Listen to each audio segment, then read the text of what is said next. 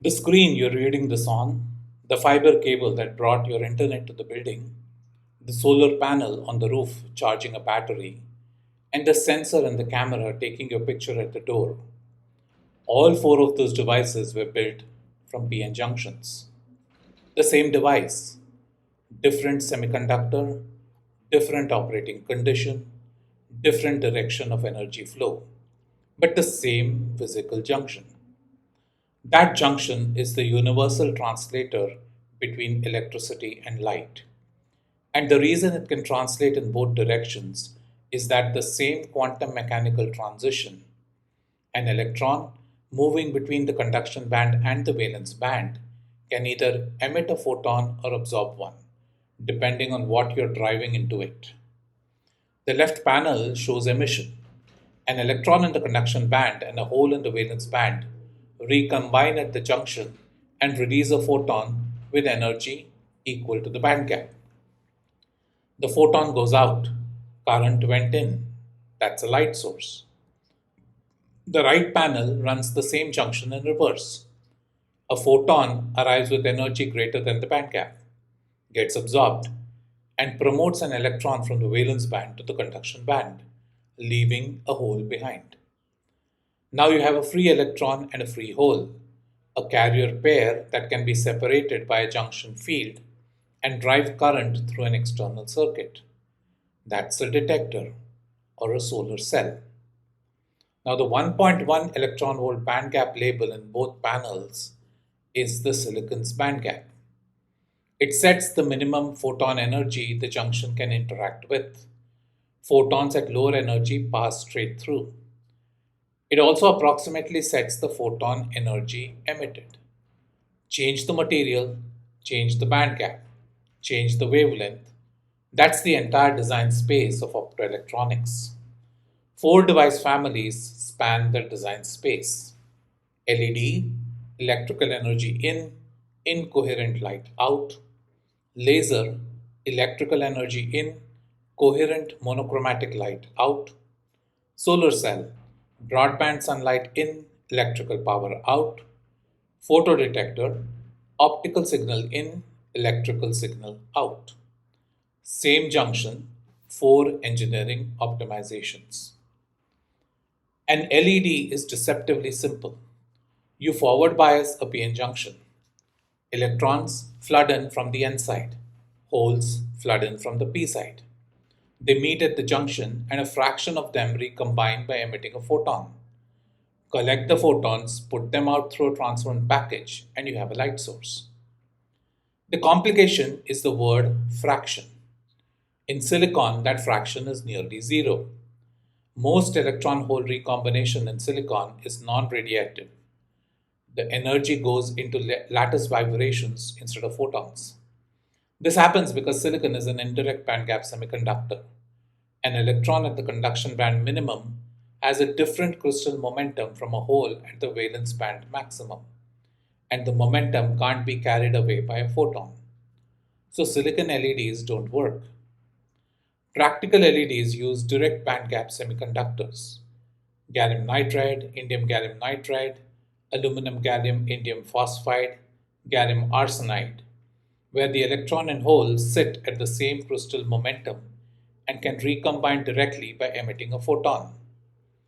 The navy curve is the GaN based blue LED with a forward voltage around 3.2 volts. The crimson dashed curve is a red LED in algan indium phosphide with a forward voltage of around zero point 0.2 volts. Both curves show the characteristic exponential turnoff of a forward biased diode. The right panel shows what comes out when each material is driven above threshold. The blue LED emits at 450 nanometers. That wavelength corresponds directly to the 2.75 electron volt bandgap of gallium nitride. The green LED at 530 nanometers corresponds to indium gallium nitride's 2.34 electron volt bandgap. The red at 630 nanometers to aluminum gallium indium phosphide's 1.97 electron volts. Now, that wavelength bandgap relationship is not an empirical correlation. It's a direct consequence of energy conservation. The photon energy equals the electron energy drop which equals approximately the bandgap. If you want to make a different color, you change the material. You're engineering the bandgap. Modern high-power LED chips reach wall plug efficiencies above 80%. That means 80% of the electrical power consumed becomes light. Incandescent bulbs convert about 5%. The efficiency gain from LEDs has reduced global electricity consumption for lighting by hundreds of terawatt hours per year. A spontaneously emitting LED photon is born facing a random direction at a wavelength that varies by a few nanometers, with a phase unrelated to any other photon the device emits. Useful for lighting, useless for fiber optics. You can't efficiently couple incoherent light into a fiber that's 9 microns in diameter, and even if you could, the random phases would make the modulated signal unusable at high data rates. A laser produces photons that are coherent, same direction, same wavelength, same phase. It achieves this through stimulated emission. When a photon in the optical cavity encounters an excited electron hole pair, it stimulates that pair to recombine and emit a second photon that is identical to the first in every respect. That second photon can stimulate a third, which can stimulate a fourth. The cavity is a resonator. Photons bounce back and forth between mirrors, and the stimulated emission builds a self reinforcing beam. The left panel shows the laser's optical output power as a function of the injection current. Below the threshold current, 35 milliamperes in this example, the device behaves like an LED. The output power rises slowly as spontaneous emission. At threshold, stimulated emission begins to dominate. The slope of the Li curve increases sharply. Above threshold, each additional milliampere of current produces a roughly fixed amount of additional optical power, the differential quantum efficiency, which can exceed 50% in a well designed device. The right panel shows the spectrum above and below threshold. Below threshold, a broad spontaneous emission peak spanning roughly 10 nanometers. Above threshold, nearly monochromatic line less than 1 nanometer wide, determined by the resonant modes of the optical cavity. That spectral narrowing is the signature of coherence.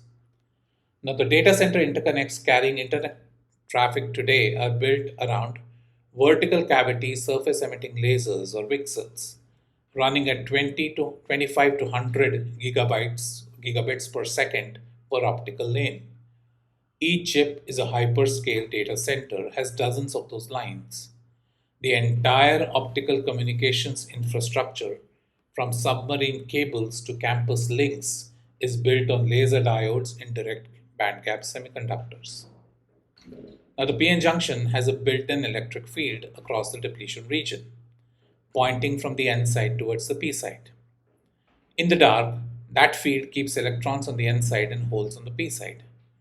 In equilibrium, nothing flows. Shine light on it, photons with energy above the bandgap get absorbed in the bulk silicon and create electron hole pairs. Those pairs, if they are generated near the depletion region, get separated by the built in field before they can recombine. Electrons push towards the N contact, holes toward the P. That charge separation is a voltage. Connect the contacts through an external load and current flows. Now, the JV curve of the solar cell is a standard diode IV shifted downward by the photo-generated current. The short circuit current density, JSC, is the maximum current the cell produces. It flows when the terminals are connected directly with no voltage developed, and it's proportional to the number of photons absorbed per second.